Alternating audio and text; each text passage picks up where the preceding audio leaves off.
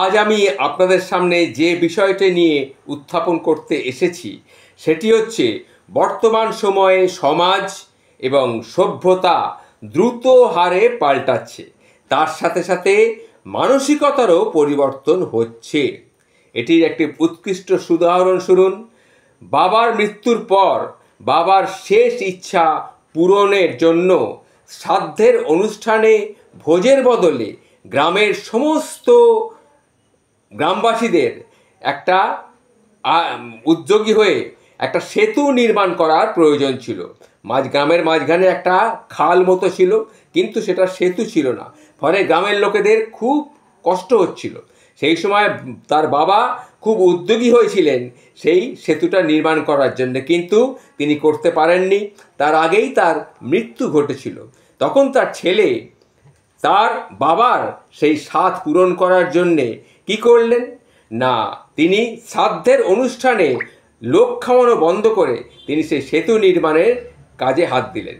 কিভাবে সেইটাই বিষয়ে আমি এখন বলতে উদ্যোগী হয়েছি। লাখ লাখ টাকা খরচ করে শ্রাদ্ধের অনুষ্ঠানের বাহুল্য বর্জন করে গ্রামের মানুষের স্বার্থে দৃষ্টান্ত স্থাপন করে কাজ করলেন তার সন্তান, যার ফলে উপকৃত হতে চলেছে সাময়িক গ্রামের জনগণ। প্রায় 5 লক্ষ টাকা খরচ করে ভোজের পরিবর্তে সেই সেতু বানিয়েছেন সেই ব্যক্তি, আর তারপরে উঠে এসেছেন সংবাদের শিরোনামে।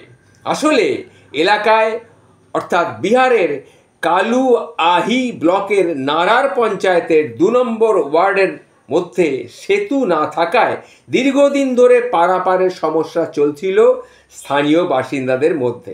বিশেষ করে বর্ষাকালে পারাপার করা অসম্ভব ছিল। এই জন্যে গ্রামের বাসিন্দা মহাদেব ঝাঁ বহু চেষ্টা করেছিলেন সেতু তৈরি করার, কিন্তু তার আগেই তিনি মারা যান। ফলে সেই ইচ্ছা পূরণ হয়নি। কিন্তু তার মরবার পর বাবার সেই ইচ্ছে এবার পূরণ করলেন তার ছেলে সুধীর ঝাঁ।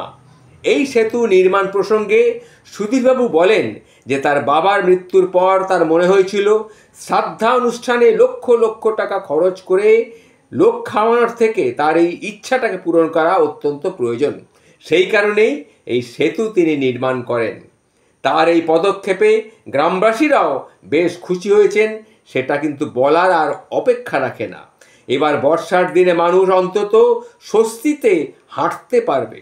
বর্তমান সময়ে সমাজ এবং সভ্যতা দ্রুত হারে পাল্টাচ্ছে, আর তার সাথে সাথে পরিবর্তিত হচ্ছে মানসিকতারও।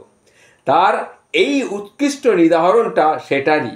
এমনিতেই আমরা প্রায়শই দেখতে পাই একাধিক পারিবারিক হিংসাত্মক ঘটনার প্রসঙ্গ উঠে আসে আমাদের খবরের শিরোনামে।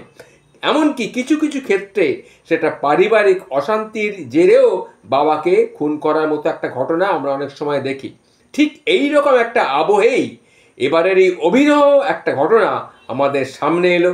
এই ঘটনা শোনার পর আমি খুব আপ্লুত হয়েছি, এবং এই ঘটনাটি আমি সবার কাছে শেয়ার না করে থাকতে পারলাম না। এটাই হচ্ছে আমার আজকের এই ঘটনাটি বলার প্রধান কারণ। আশা করি সবাই বুঝতে পেরেছেন। যদি ভালো লাগে সবার কাছে শেয়ার করে ছড়িয়ে দিন। নমস্কার, ভালো থাকবেন।